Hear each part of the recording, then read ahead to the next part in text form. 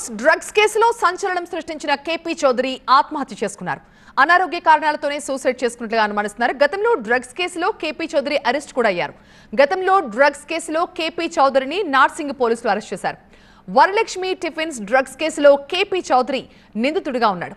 చాలా మంది సినీ సెలబ్రిటీస్ కు డ్రగ్స్ సప్లై చేసినట్లుగా గతంలో ఆయనపై ఆరోపణలు కూడా ఉన్నాయి.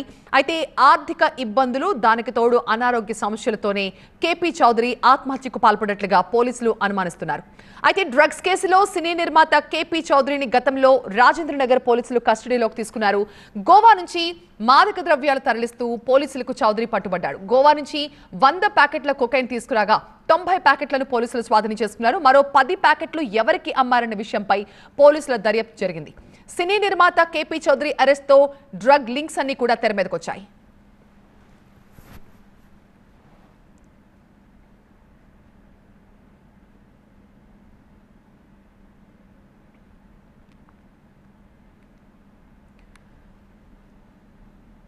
అప్పట్లో డ్రగ్స్ కేసులో అరెస్ట్ అయిన సినీ నిర్మాత కేపీ చౌదరి గోవాలో ఆత్మహత్య చేసుకున్నారు.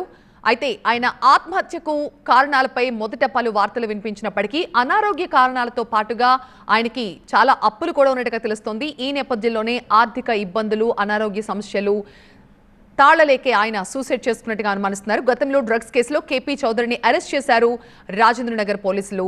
ఇక వరలక్ష్మి టిఫిన్స్ డ్రగ్స్ కేసులో కేపీ చౌదరి నిందితుడిగా ఉన్నాడు. చాలా మంది సినీ సెలబ్రిటీస్ కు కేపీ చౌదరి డ్రగ్స్ సప్లై చేసినట్లుగా ఆయనపై ఆరోపణలు కూడా వచ్చాయి.